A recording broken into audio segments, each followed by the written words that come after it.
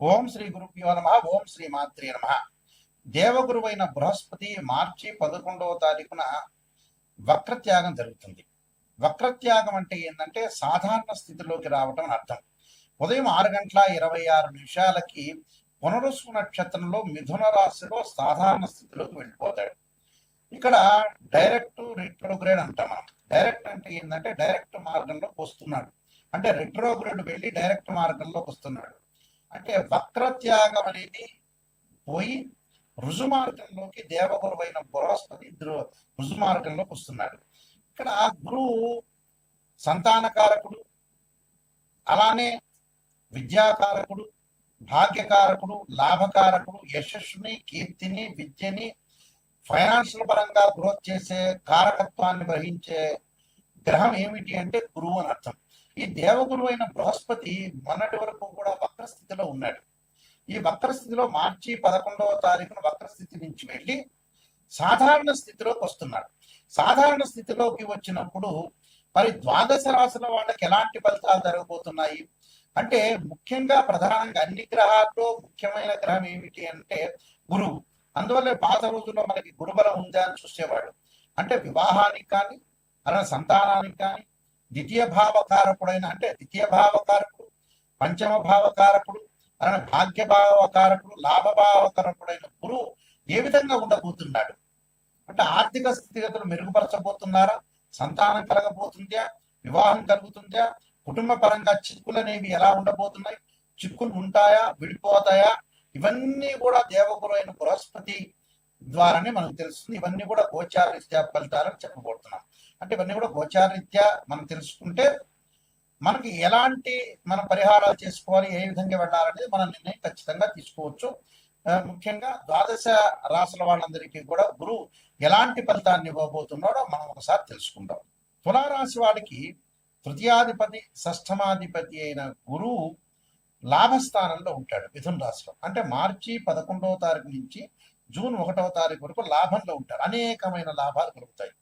ఎలాంటి లాభాలు కలుగుతాయి? సోదరులతో కొంత సపోర్ట్గా ఉండటం, బంధుమిత్రులతో కలయిక జరగటం, శత్రువులు మిత్రులుగా మారిపోవటం, ఆ శత్రువుల వల్ల కూడా ధనలాభం కలగటం, ఏ వ్యాపార విస్తరణ జరుగుతుంటుంది. ఒక వ్యాపారాన్ని హైదరాబాద్లో ఉంటే గుంటూరుకి విస్తరణ చేయడం, గుంటూరు, విజయవాడ, కర్నూలు, విశాఖపట్నము ఎక్స్పాండ్ చేసే అవకాశాలు ఎక్కువ ఉంటాయి.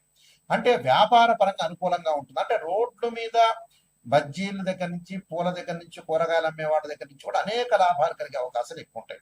వివాహ ప్రయత్నాలు మటుకు సఫలీకృతం అవుతాయి. విద్యార్థులకి మంచి ఉత్తీర్ణత సాధిస్తారు.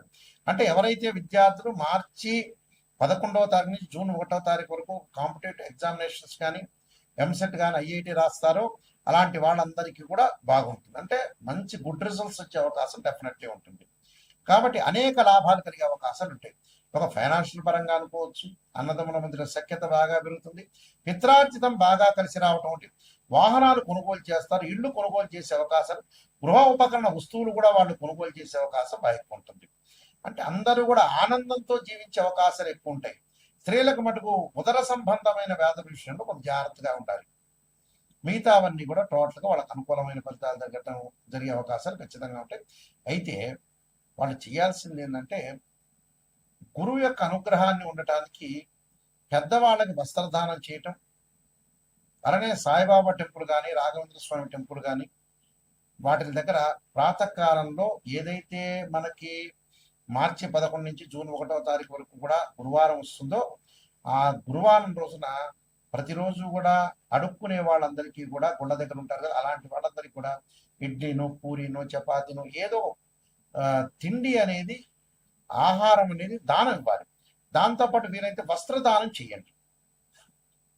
చేయటం వల్ల కూడా వాళ్ళకి వితరణ చేస్తే చాలా మంచి జరిగే అవకాశాలు ఖచ్చితంగా ఉంటాయి. ఈ నియమాలు మీరు పాటించండి. ఈ గురువు వల్ల ఈ గోచారీత్యా మనకి గురుగ్రహం అనేది సంవత్సర కాలం పాటు ఉంటుంది. ఒక రాశి నుంచి మరో రాశికి మారుతుంది. గురువు అనుకూలంగా ఉండటమే ప్రధానమైన విషయం. ఏమిటంటే అన్ని గ్రహాల్లో ప్రాధాన్యత సంతరించుకున్న గ్రహం ఏంటంటే గురువు. గురువు కుటుంబకారకుడు, సంతానకారకుడు, భాగ్యకారకుడు, లాభకారకుడైన గురువు అనుకూలంగా ఉంటే కీర్తి ప్రతిష్టలు, ధన వృద్ధి కలగటం, అలానే ధన వృద్ధితో పాటు లాభాలు, ఫైనాన్షియల్ పరంగా ఇన్కమ్ కలగటం, సంతానం కలగటం, సంతానం సంపదప్రదం అన్నారు. సంతానం కలిగేది గురువు ద్వారానే. కుటుంబ పరంగా ఇబ్బందులు లేకుండా ఉండటం, కుటుంబ పరంగా అన్ని కూడా అనుకూలంగా ఉండాలంటే గురువు అనుకూలంగా ఉండాలని అర్థం. ఇప్పుడు చెప్పిన ఫలితాలన్నీ కూడా గోచార రీత్యా చెప్పబడే ఫలితాలు అంటారు. అంటే what is the difference between transit system and birth chart? Transit system అంటే ఏంటంటే గ్రహాల యొక్క మూమెంట్స్. అంటే ప్రతి నెలలో కూడా మనం రాశి ఫలితాలు చెప్పుకున్నట్టనే గ్రహాలన్నీ కూడా మారుతూ ఉంటాయి. ఈ గ్రహాలన్నీ మారుతున్నప్పుడు ఈ నెలలో ఏ విధంగా జరగబోతుంది అనేది గోచారం. అంటే ఎగ్జాంపుల్ ఏంటంటే ఒక చెట్టు ఉంటుంది, ఆ చెట్టు కింద వేళ్ళు ఉంటాయి. ఆ వేళ్లను ఏమంటారంటే బర్త్ చార్ట్ అంటారు. ఆ వేళ్ల పైన కాండం వచ్చి కొన్ని కొమ్మలు వచ్చి కొమ్మలకి ఆకులు రావడానికి గోచారం అంటారు. ఎందుకంటే ఆ ఆకులు ఎప్పుడైనా సరే ఒక చెట్టుకి మనకు రైన్ సీజన్లో ఆకులు వస్తాయి, అలానే మనకు వచ్చేటప్పటికల్లా వింటర్ సీజన్లో అలానే ఉంటాయి, సమ్మర్ సీజన్లో కింద రాలిపోతుంటాయి. అంటే మళ్ళీ కొత్త ఆకులు పుట్టుకునే వచ్చే అవకాశం ఉంటుంది. అదే గోచారం అంటారు. బర్త్ చార్ట్ ఏంటంటే పర్మనెంట్. అదే this is the natal chart అంటారు. అంటే ఒక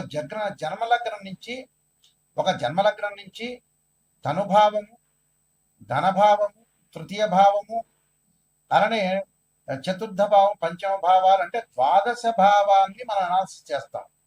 ఉదాహరణకి తనుభావానికి రవేధిపతి, ద్వితీయ భావానికి గురువు, అలానే తృతీయ భావానికి కుజుడు, చతుర్థ భావానికి చంద్రుడు, పంచమ భావానికి గురువు, అలానే షష్టమ భావానికి కుజుడు, సప్తమ భావానికి వచ్చేటప్పటికల్లా శుక్రుడు, అష్టమ భావానికి శని. ఇలా మనం లెక్క వేసుకుంటాం.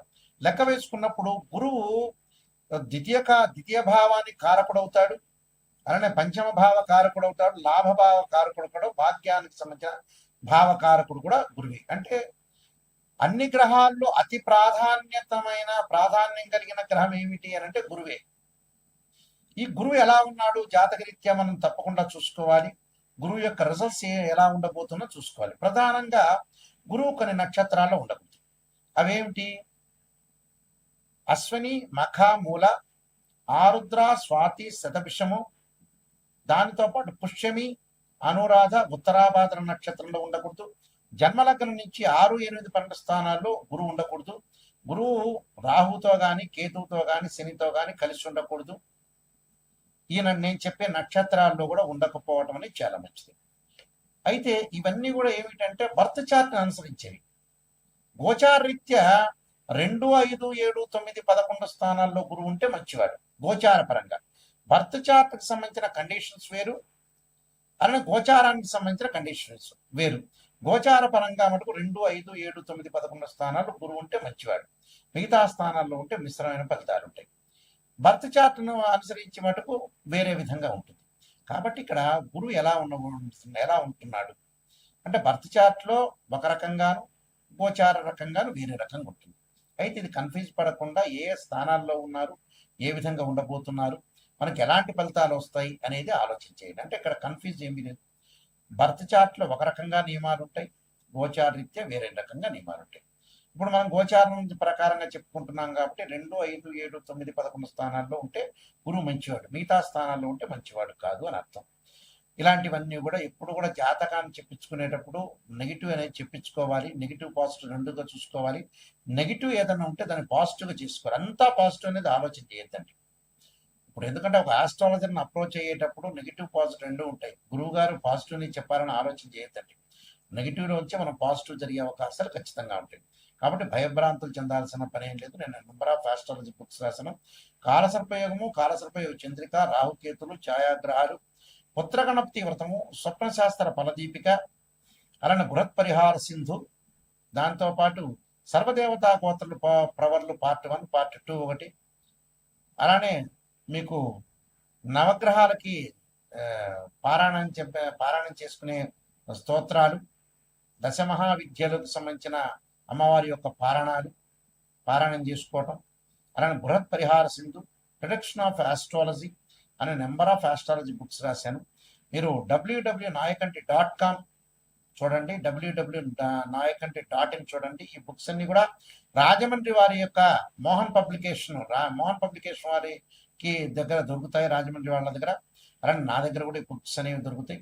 తప్పకుండా నిజాన్ని తెలుసుకోవడానికి మాత్రమే నాకు ఫోన్ చేయండి. ఎప్పుడు కూడా మన లైఫ్ని ఎప్పుడు కూడా మనం మోసం చేసుకోకూడదు. మనం మోసం చేసుకున్న వ్యక్తులు అవుతాం. కాబట్టి తప్పకుండా మీరు చాలా జాగ్రత్తగా ఆలోచన చేసి గురువు ఎలా ఉన్నాడు, గురువు బలం ఎలా ఉండబోతుంది, ఏ విధంగా ఉండబోతుంది అనేది మీరు ఖచ్చితంగా తెలుసుకోండి. మీ అందరికీ కూడా శ్రీ పరమేశ్వరుడి యొక్క కరుణాకటాక్షం అనేది ఉండాలని ఆశిస్తూ సర్వే జన శుభాభవంతు.